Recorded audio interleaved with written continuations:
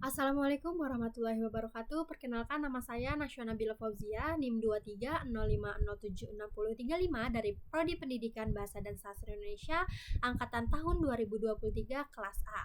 Nah, di sini saya akan membawakan materi apresiasi puisi yang berjudul Ketidaklangsungan Puisi dan Latar Belakang Sosial Budaya.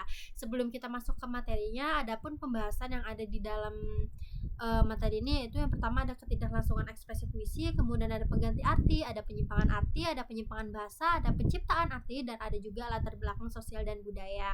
Jadi yang pertama yaitu ketidaklangsungan ekspresi puisi. Jadi ketidaklangsungan ekspresi dalam puisi adalah salah satu ciri khas puisi yang membuat makna dari kata-kata atau baris-barisnya tidak secara langsung dapat dipahami. Jadi misalnya itu ada majas, simbol, metafora, atau bahasa kiasan lainnya. Jadi pembaca itu harus menggali lebih dalam untuk menangkap makna sebenarnya yang ingin disampaikan oleh penyair. Kemudian yang kedua ada pengganti arti. Jadi penggantian arti atau kiasan adalah penggunaan kata atau frasa dengan makna yang berbeda dari makna sebenarnya untuk menciptakan efek tertentu atau menyampaikan ide yang lebih kompleks. Nah, jadi pengganti arti ini meliputi ada metafora, simile, personifikasi, dan juga metonimi.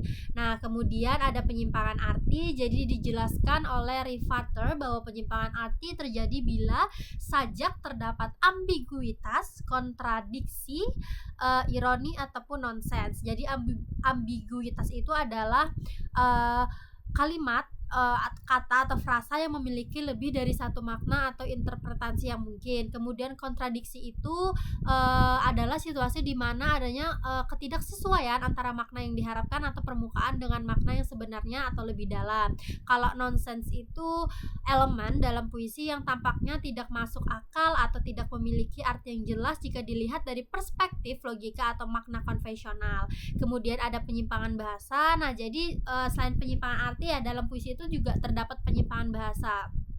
Jadi penyair itu melakukan penyimpangan bahasa dalam puisinya untuk memperkuat daya puisi, mencapai bentuk pengucapan tertentu yang diinginkan, mencapai keselarasan rima, atau merasa bahwa konvensional yang sudah ada tidak dapat menjadi medium yang mampu mengungkapkan perasaan secara tuntas.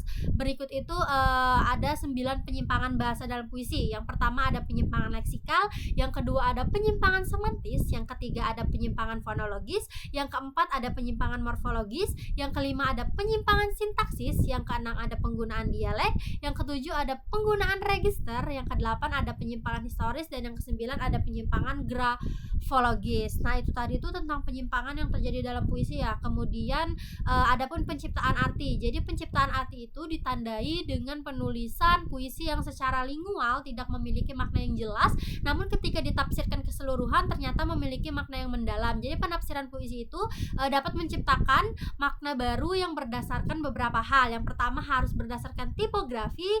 Tipografi itu adalah penataan huruf, kata, atau baris yang ada dalam puisi. Kemudian ada yang namanya enjambment. Jadi enjambment itu adalah teknik di mana kalimat atau frasa dalam sebuah baris puisi itu nggak selesai, melainkan dilanjutkan ke baris berikutnya.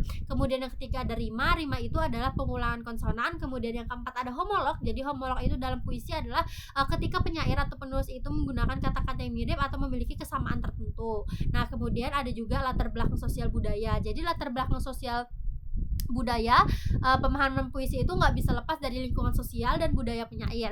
Unsur-unsur seperti tokoh, adat istiadat, dan nilai-nilai masyarakat tergambar dalam puisi. Dengan memahami latar belakang ini, kita dapat menggali makna yang lebih dalam dari sebuah karya sastra. Jadi kita tuh untuk kasih makna ya sepenuhnya pada sebuah sajak, maka kita tuh menganalisis struktur intrinsiknya. Itu tuh dilihat secara struktural dan dihubungkan dengan kerangka kesejahteraan, kemudian dengan intertekstual. Dengan ini analisis tuh nggak bisa dilepaskan dari kerangka sosial budaya. Nah, jadi yang pertama itu ada analisis intertekstual puisi. Jadi analisis intertekstual adalah pendekatan yang memahami sebuah teks sebagai sisipan dari teks lainnya atau proses menghubungkan teks dari masa lalu dengan teks masa kini. Jadi teman-teman semua, tujuan dari analisis intertekstual puisi itu adalah memberikan makna secara penuh pada karya agar karya sastra yang memiliki kaitan dengan unsur kesejahteraannya menjadi lebih lengkap untuk pemberian maknanya.